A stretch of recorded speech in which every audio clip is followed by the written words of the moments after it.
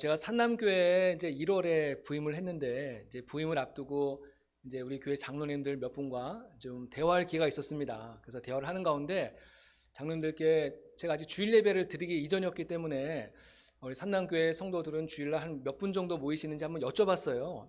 장로님께서 저희 교회는 주일에 한 5, 60명 모입니다. 그러면서 바닥을 쳤습니다. 이제 더 이상 내려갈 데가 없고 이제는 올라갈 일만 남았습니다. 그렇게 말씀하시더라고요. 정말 어렵고 힘든 상황이지만은, 정말 바닥을 친 상황이지만은 이제는 올라갈 일만 남았다. 모든 걸 참 이렇게 긍정적으로 바라보시는 그 장로님의 그 말씀에 참 많이 이제 힘을 얻었고, 또 장로님 말씀대로 또 우리 산남교회 또 우리 많은 성도님들이 한두 분씩 또 이렇게 계속 모이는 것을 보면서 참 감사했습니다. 정말 모든 게 하나님의 은혜인 줄로 믿습니다. 이 바닥을 친다는 말은 사실 좋은 말은 아니죠. 누가 바닥을 치고 싶어 하겠습니까? 누구나 다 올라가길 원하고, 내가 꿈꾸고 계획하고 원하던 일들이 잘 풀려지고 또 형통하게 잘 열려지길 원하지, 이 바닥을 치는 것을 좋아하는 사람은 단 한 사람도 없을 것입니다. 만약 누군가가 저 사람 지금 바닥을 치고 있는 것 같아, 이제 그런 소문이라도 들려오면은 사람들이 약속을 한 듯이 그분들과 연락을 싹 끊어버리고 이제 멀어지는 일들이 종종 있지 않습니까? 이처럼 이 바닥을 친다는 것은 참 부끄럽고 수치스러운 일이고, 또 실패를 경험하는 것이고, 정말 상실의 자리로 나아가는 것이죠.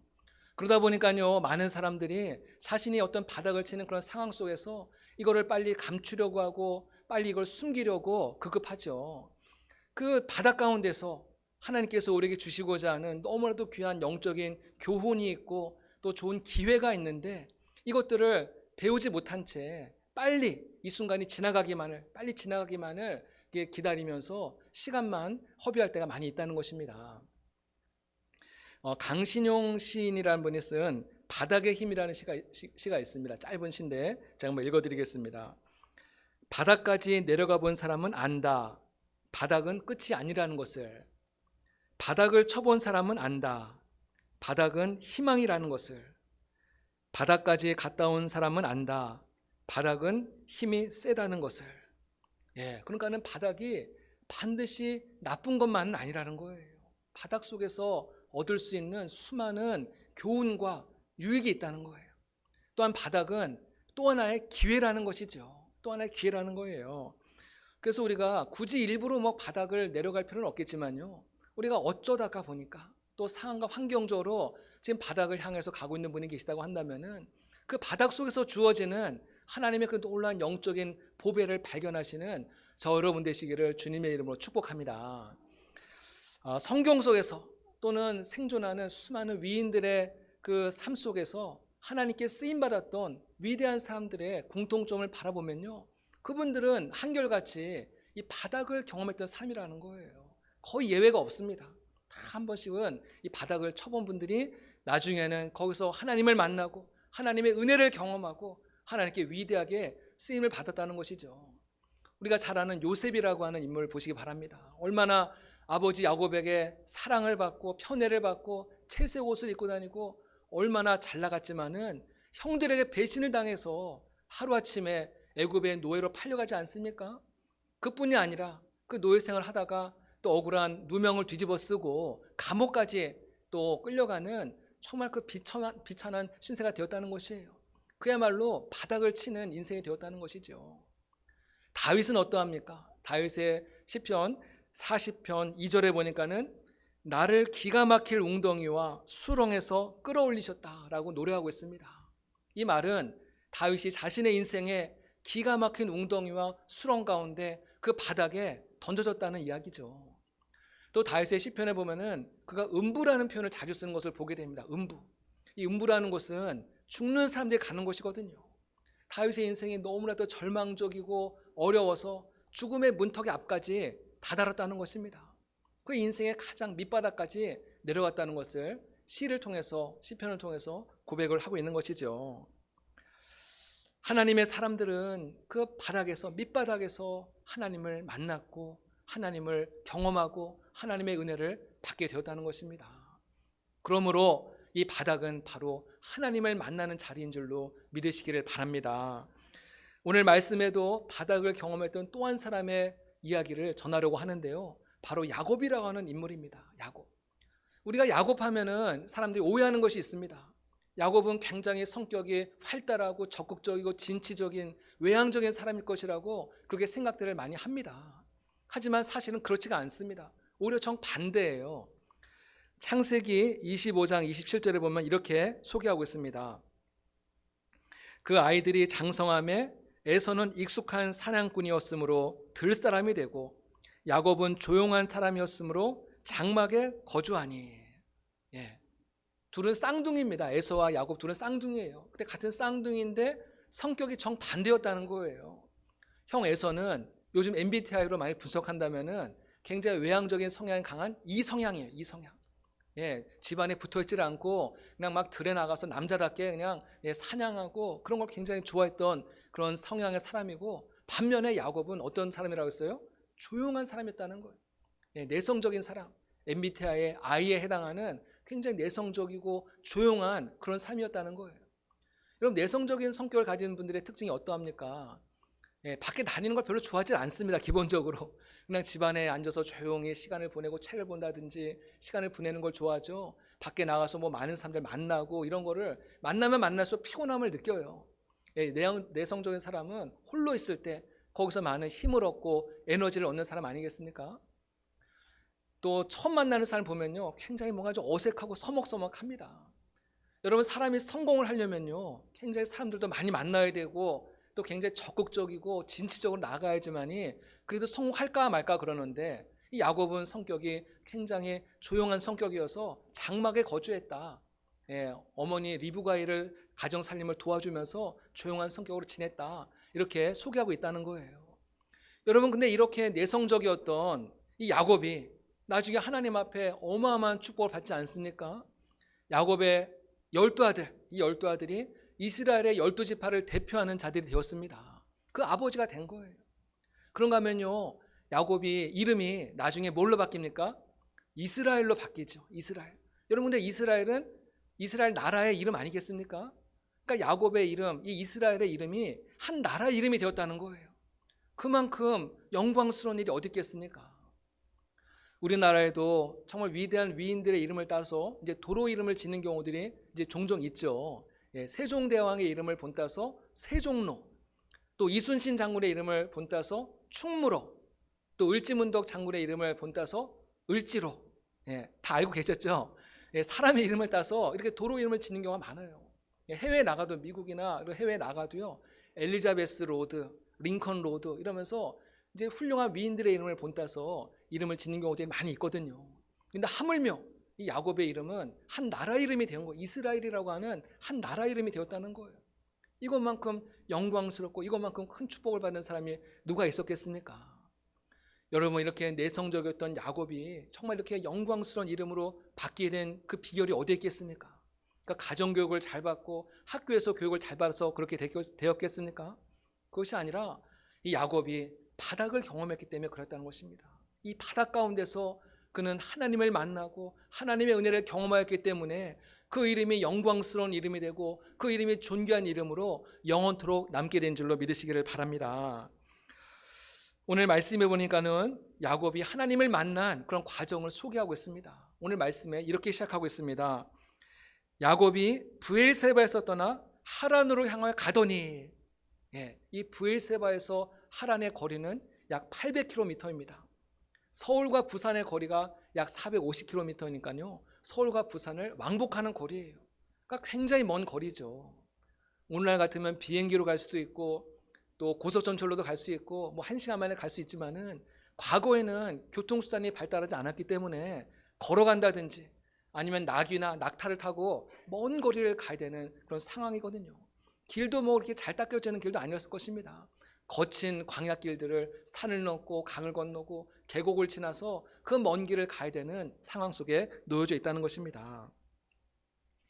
여러분, 그러면은 이 야곱이 왜 그토록 정들었던 고향 땅 브엘세바를 떠나서 그 800km나 떨어져 있는 하란을 향해서 떠나야만 된 것일까요?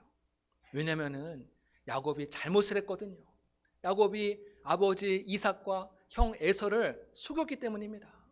아버지 이삭은 원래 큰아들 에서를 축복하기 위해서 에서에게 너가 빨리 사냥을 해서 맛있는 요리를 해서 나에게 좀 가져다 다오. 내가 너를 마음껏 축복하겠다. 그렇게 이야기를 했습니다. 근데 야곱의 이야기를 어디서 엿들고서는 자기가 중간에 가로챈 거예요. 형이 사랑하러 나간 사이에 야곱이 더 맛있는 요리를 만들어서 눈이 보이지 않는 그 연로한 아버지를 속이고 자기가 그 축복을 다 받게 된 것이죠. 여러분, 아까 야곱은 굉장히 내성적인 사람이라고 말씀드리지 않았습니까? 속은 내성적이고 조용한데 겉은 내성적인데 속은 어마어마한 욕심과 야망이 가득 찼다는 것입니다. 여러분, 내성적인 사람이라고 해서 절대로 무시하면 안 됩니다. 절대로 함부로 하면 안 됩니다. 그 속에 어떤 마음을 품고 있는지 알 수가 없는 거예요. 여러분, 형 에서 입장에서 본다면 어떻겠습니까? 내가 아버지의 그 축복을 받아야 되는데 근데 그 모든 축복을 다 빼앗기고 만 거예요. 완전히 민든 도끼에 뭐가 찍힌다고 해요? 발등이 찍힌 거예요. 뒤통수를 맞은 거예요. 사기를 당한 겁니다. 근데 이 일이 이번만의 일이 아니라 지난번에도 이 야곱이 또 한 번 에서를 속이지 않았습니까? 형이 막 배고파서 막 굶주려 했을 때 팥죽을 막 끓이면서 형에게 그 팥죽과 장자권을 맞바꾸자고 그렇게 제안을 하지 않습니까? 그러니까 에서가 너무 배가 고프니까는 그 장자의 권리를 소홀히 여기고 그냥 빼앗긴 거예요. 그러니까 두 번이나 지금 속은 거죠. 그러니까 형 에서의 입장에서 보면은 너무나도 지금 막 화가 치밀어 오른 것입니다. 너무너무 화가 치밀어 올라서 도저히 안 되겠다. 내가 저 야곱을 죽여야겠다. 막 너무나 분노가 치밀어 올라서 야곱을 죽이려고 계획을 합니다. 야곱이 그 사실을 알고서는 아이고 안 되겠다 해서 이제 도망을 가는 거예요. 지금 브엘세바를 떠나서 하란을 가는 길은 뭐 여행을 가는 것이 아니라 지금 도망을 가는 길인 거예요. 예, 얼마나 다급하게 도망갔으니까 뭐 자기의 물건도 제대로 챙기지 못하고 다급하게 이제 도망갔겠죠. 여러분, 야곱은 이제 홀로 광야길을 가다가 이제 해가 뉘엿뉘엿 이제 지기 시작하고 이윽고 밤이 찾아옵니다. 그래서 야곱은 광야에서 이제 노숙을 하기로 이제 그렇게 결정을 하죠. 그래서 밤하늘에 빛나는 수많은 별들을 이불 삼아서 또 옆에 굴러다니던 그 돌을 베개 삼아서 그는 이제 잠을 자려고 잠을 청하려고 지금 누워 있었다는 거예요. 아마 주변에서는 들짐승들이 우는 소리가 들렸을 것이고 또 날씨도 춥고 배도 고프고 자신의 신세를 이렇게 돌아보니 너무나도 처량한 자기 자신의 모습을 발견하게 되는 것이죠. 한평생 온실의 화초와 같이 아무런 근심 걱정 없이 부모님의 그 품 안에서 자라왔던 야곱 아니었겠습니까? 근데 야곱이 이렇게 이제 광야로 홀로 버려져서 이 밤을 지새려고 하니까요, 이 밤에 잠이 오겠습니까? 아마 이런저런 생각들을 많이 했을 거예요. 아마 자기의 집에 있던 생각들을 많이 했을 것 같습니다. 내가 집에 있을 때는 정말 얼마나 푹신한 소파에 앉아가지고 TV 보면서 내가 좋아하는 영화도 마음껏 볼 수 있었는데, 냉장고 문만 열면은 내가 좋아하는 수많은 간식과 음식들이 마음대로 꺼내 먹을 수 있었는데, 또 아마 잠자리를 생각했겠죠. 예, 너무나도 편안한 침대에서 내가 편하게 이렇게 잠을 잘 수 있었는데 지금 광야예요, 광야. 예, 광야는 얼마나 거칠고 험악하고 위험한 곳, 광야 아닙니까? 이럴 때 사용하는 표현이 있습니다. 여기는 어디? 나는 누구? 이런 표현이 있습니다. 아시는 분만 아실 텐데요. 내가 지금 왜 여기 와 있지? 내가 왜 지금 이러고 있지? 자기 자신의 모습을 지금 돌아보면서 이제 처량한 자신의 모습을 마주하게 되는 것이죠. 여러분, 야곱의 그 심정이 어땠을 거예요? 야곱의 마음은 굉장한 어떤 두려움과 불안함 속에 사로잡혀 있었을 것입니다. 내가 지금 저 목적지까지 과연 제대로 잘 도착할 수 있을까? 가다가 길을 잃어버리지 않을까? 왜냐하면 한 번도 가본 길이 아니기 때문에 길을 잃어버릴 수 있지 않겠습니까? 또 가다가 들짐승을 만난다든지 또 강도를 만난다든지 사고를 당한다든지 또 건강에 어려움이 찾아온다든지 얼마나 많은 변수들이 기다리고 있었겠습니까? 내가 또 지금 이렇게 길을 떠나는데 내가 다시 고향 땅으로 무사히 돌아올 수 있을까? 부모님 생전에 내가 부모님을 다시 뵐 수 있을까? 모든 것이 어떤 것 하나 딱 정해져 있는 것이 없습니다. 막연한 길을 떠나는 거예요. 내가 괜한 짓을 해가지고 괜히 아버지를 속여가지고 내가 지금 이러고 있는 거 아닌가 하면서 아마 후회도 하고 자책하는 마음도 있고 야곱의 심정이 굉장히 복잡하고 심란하고 어려웠을 거예요. 야곱의 인생에 정말 가장 어두운 밤이 온 것입니다. 가장 깊은 밤이 온 것이에요. 어느 누구도 야곱의 삶을 대신할 수 없고 야곱의 그 어려운 처지를 위로할 사람도 아무도 없습니다. 정말 외롭고 고독한 밤, 야곱의 인생이 지금 가장 밑바닥으로 떨어져 있는 그런 상황 속에 처하고 말았다는 것입니다. 이렇게 홀로 고민하다가 이제 어느새 잠이 들었는데요. 근데 그 꿈속에서 그가 하나님을 만나는 놀라운 경험을 하게 됩니다. 꿈 가운데서 그는 사닥다리를 보게 되죠. 땅에서부터 하늘 끝까지 이어지는 그 사닥다리를 눈으로 보게 됩니다. 그리고 그 사닥다리에 천사들이 오르락 내리락 하는 그런 놀라운 광경을 또한 보게 되는 것입니다. 여러분, 사닥다리가 우리에게 알려주는 것은 무엇입니까? 사닥다리는 정말 내가 가고 싶지만은 내 힘과 내 능력과 내 노력으로는 도무지 갈 수 없는 저곳을 이어주고 연결해주는 도구가 바로 사닥다리 아니겠습니까? 지금은 야곱의 삶은 모든 것이 다 사방이 막혀버렸습니다. 자신을 도와줄 사람도 없고 자신의 삶을 이어줄 사람도 없고 연결할 사람도 없고 홀로 버려진 인생이 되고 말았다는 것이에요. 나는 이 길이 맞다고 생각하고 열심히 달려왔는데 도착해 보니까는 막다른 골목이더라는 것입니다. 이것이 지금 야곱이 직면한 현실이라는 거예요. 그렇다면 하나님께서 왜 야곱에게 사닥다리를 보여주셨을까? 왜 사닥다리를 보여줬을까? 여기 이런 메시지가 있는 거예요. 너는 너의 잔꾀와 속임수로 뭔가 복을 받아보려고 그렇게 몸부림을 치고 애써봤지만은 결과는 실패라는 것이죠. 너는 실패했다는 거예요. 하지만은 이제부터 내가 너의 인생의 사닥다리가 되어주겠다. 할렐루야. 야곱의 인생에 하늘의 문이 열린 줄로 믿습니다. 내가 너의 인생의 사닥다리가 되어주겠다. 너 나만 믿어. 내가 너를 도와줄 거야. 하나님께서 야곱에게 지금 그 말씀을 하고 계신다는 거예요.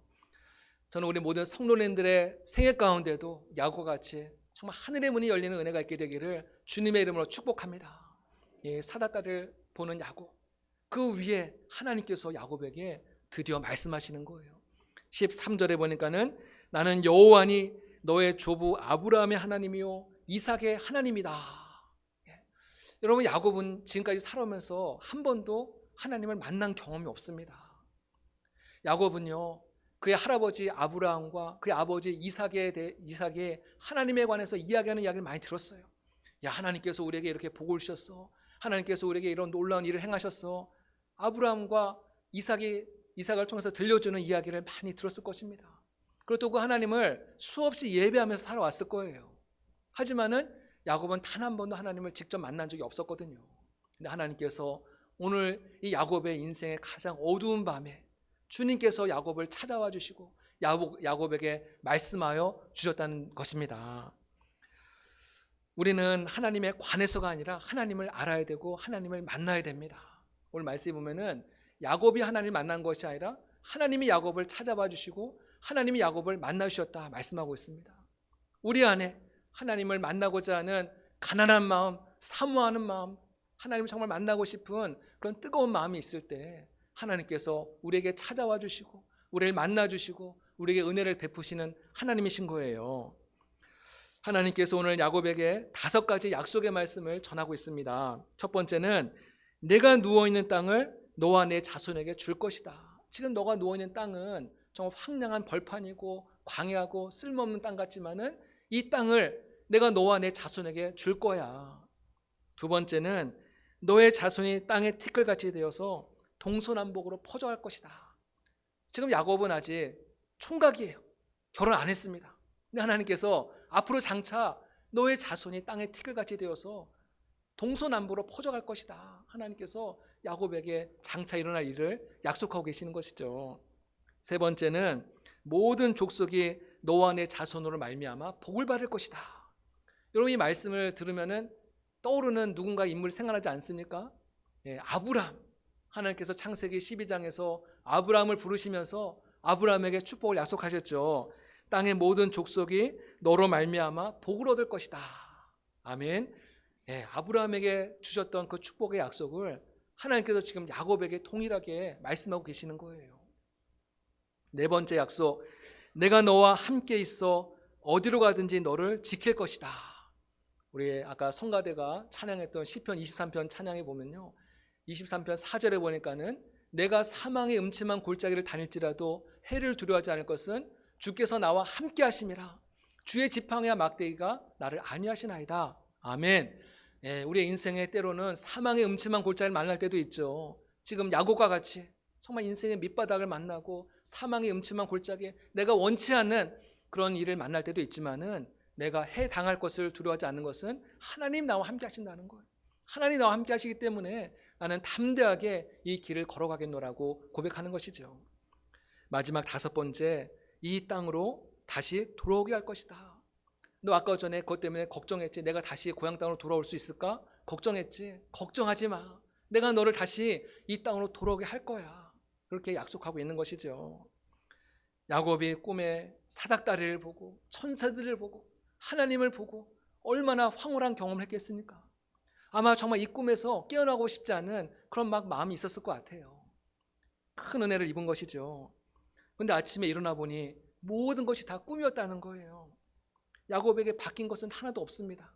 여전히 그는 황량한 광야 한가운데 버려져 있고, 그는 도망자의 신세고, 그는 하란을 향해서 계속 걸어가야 되는 그런 상황이 되었다는 것이에요. 우리가 생각할 때는 하나님께서 이렇게 놀라운 은혜를 주시고 놀라운 축복을 주시면은 뭔가 당장 무슨 일들이 일어나야 될 것 같은데, 예를 들면은 브엘세바 고향에서 누군가 하인이 막 달려와서 야곱님 형 에서께서 다 용서하셨으니까는 이제 그냥 집으로 돌아오셔도 됩니다. 걱정하지 마세요. 좀 이런 소식을 전해왔다면 얼마나 좋았겠습니까? 아니면은 야곱의 주변에 갑자기 돕는 사람들이 나타나서 내가 널 도와줄게 하면서 막 그렇게 돕는 사람들이 막 여기저기서 나타났다면 얼마나 좋았겠습니까? 근데 아무것도 바뀐 것이 없어요.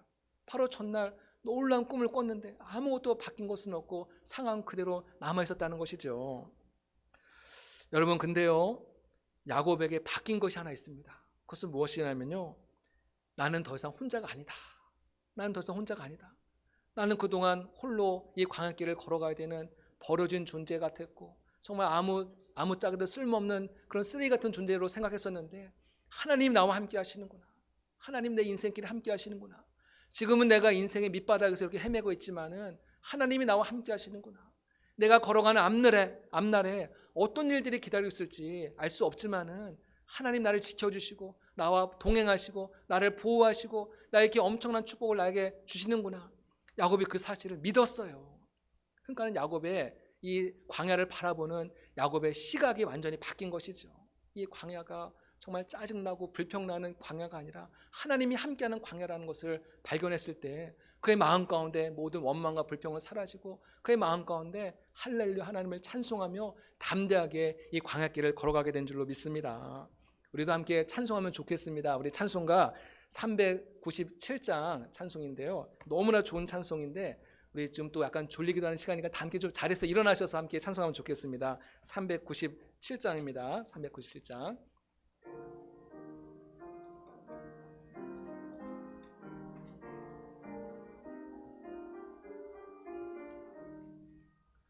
주 사랑 안에 살면 두려움 없으며 그 사랑 변함없어 늘 마음 편하다. 저 폭풍 몰아쳐서 내 마음 떨려도 주 나의 곁에 계셔 겁낼 것 없어라. 주 나의 목자시니 부족함 없으며 주 인도하는 대로 늘 따라가리라.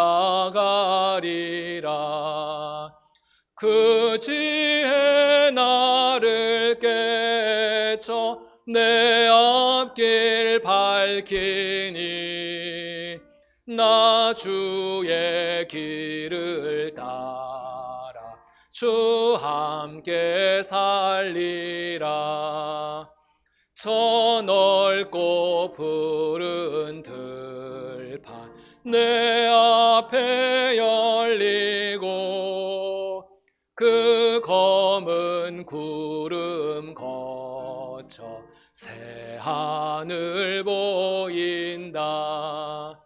끝없는 나의 소망 저 환한 생명길 참 보배 되신 주님 늘 함께 하소서.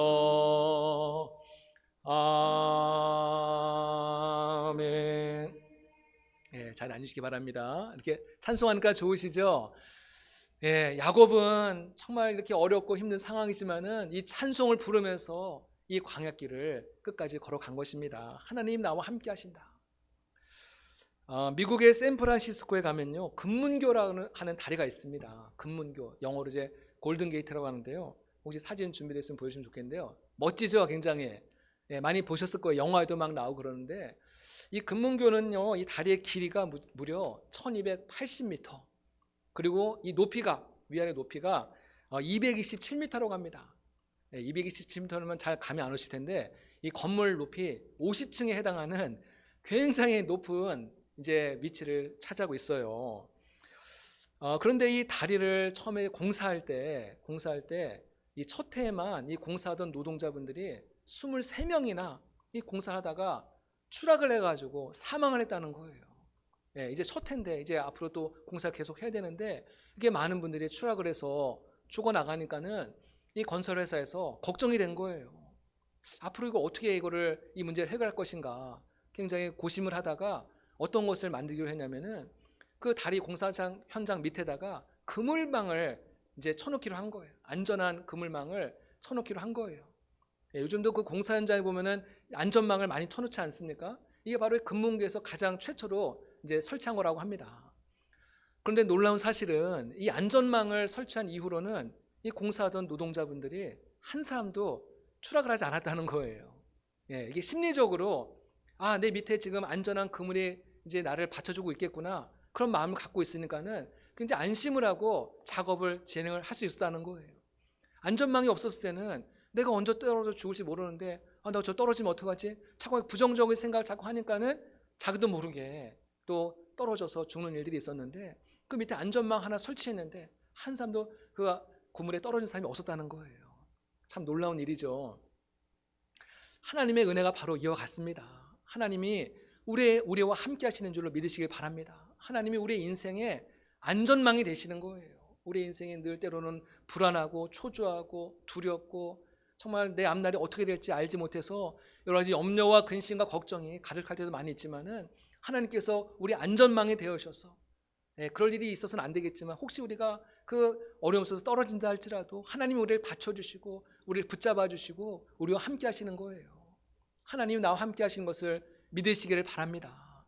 뭐 없는 하나님을 억지로 믿어라 강요하는 것이 아닙니다. 살아계신 하나님, 우리와 함께 하신 하나님, 오늘 예배 현장 속에 함께 하시는 그 하나님이 내 모든 가는 인생의 앞날을 지켜주시고 동행하시고 함께 하시는 그 하나님을 믿으면서 강하고 담대한 믿음을 향해서 나아가시기를 주님의 이름으로 축복합니다. 오늘 말씀 가운데 이제 중요한 사실이 있습니다. 야곱이 하나님을 언제 만났냐는 거예요. 야곱이 하나님을 언제 만났는가? 그가 아버지, 어머니의 그 따뜻한 품 안에서 온실의 화초처럼 그 집안에서 생활할 때는 한 번도 하나님을 만난 경험이 없었다고 말씀드렸잖아요. 근데 그가 집을 떠나서 홀로 광야에 내버려졌을 때 아무도 없는 정말 쓸쓸하고 고독하고 황량한 광야 가운데 홀로 있을 때 그의 인생의 밑바닥을 쳤던 바로 그 순간에 그는 살아계신 하나님을 인격적으로 만나게 된 줄로 믿으시기를 바랍니다.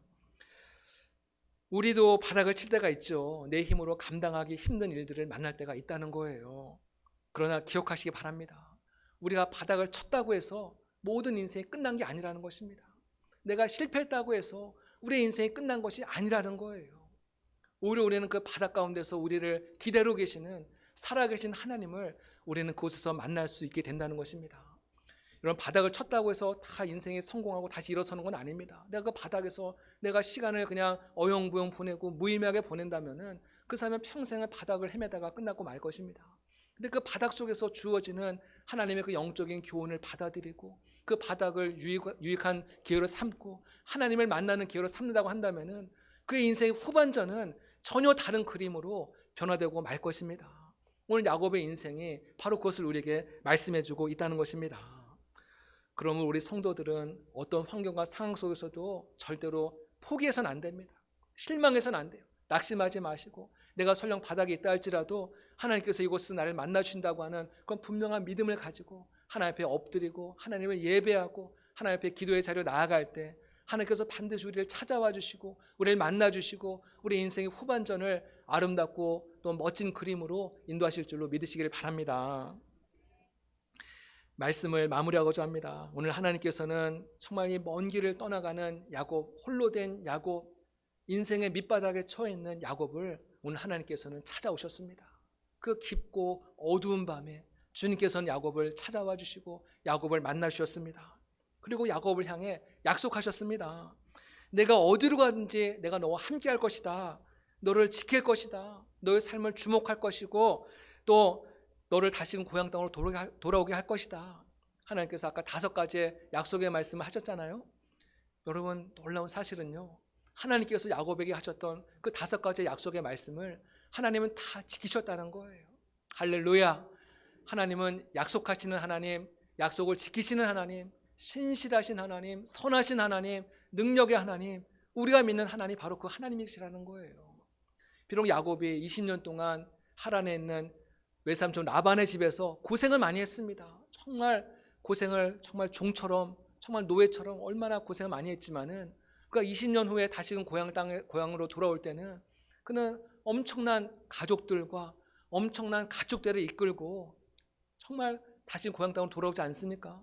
그가 떠날 때는 홀몸으로 떠났지만은 돌아올 때는 하나님께서 엄청난 부를 누리며 돌아올 수 있도록 하나님께서 그에게 그 놀라운 축복을 허락하신 것이죠. 하나님은 약속을 반드시 지키시는 하나님이신 것을 믿으시기를 바랍니다. 지금 그 하나님의 약속이 이루어지지 않는다고 해서 우리가 쉽게 낭망하거나 포기하거나 원망하거나 불평하는 것이 아니라 하나님께서 나에게 하신 약속은 반드시 이루어진다. 항상 소망을 가지시고 오늘도 다시금 믿음의 길을 담대하게 걸어가시는 우리 모두가 되시길 바랍니다. 야곱을 만나주신 하나님, 그 하나님이 오늘 이 시간에 저 여러분을 만나주시기 원합니다. 오늘 예배라는 이 시간을 통해서 이 채널을 통해서 하나님 오늘도 우리를 찾아와 주시고 우리를 만나 주시고 우리의 인생을 만져주시고 우리의 무너진 우리의 인생을 다시금 일으켜 세우시는 하나님이신 것을 믿으시길 바랍니다. 우리의 인생의 밑바닥에서 정말 하나님을 새롭게 만나고 새롭게 경험함으로 말미암아 여러분의 인생에 하나님의 놀라운 은혜와 축복이 임하는 그런 복된 인생의 길을 걸어가시기를 주님의 이름으로 축복합니다. 기도하겠습니다. 사랑과 은혜가 한량없으신 참 좋으신 하나님 아버지, 주님의 은혜를 감사합니다. 야곱이 인생의 밑바닥에서 아무도 그를 알아주지 않고 도와줄 수 없는 인생의 어둡고 깊은 밤에서 살아계신 주님을 만나고 그의 인생이 변화되고 그의 인생의 축복의 인생으로 바뀌었던 것처럼 하나님 오늘 예배하는 우리 한 사람 한 사람들을 찾아와 주시옵소서. 인생의 깊은 밑바닥에서 눈물 흘리고 탄식하고 아버지 하나님 원망과 불평 속에 살아가는 분들이 있다면 주님께서 오늘 이 시간 찾아와 주시고 그 마음을 만져주시고 새롭게 하여 주시고 새 힘을 허락하여 주시오며 다시 일어설 수 있는 용기와 소망과 믿음을 도하여 주시옵소서. 그래서 야곱과 같이 정말 축복의 주인공 되게 하시고 하나님의 영광을 드러내는 믿음의 사람 될 수 있도록 함께하여 주시옵소서. 모든 것 감사드리옵고 살아계신 예수님의 이름으로 기도드립니다. 아멘.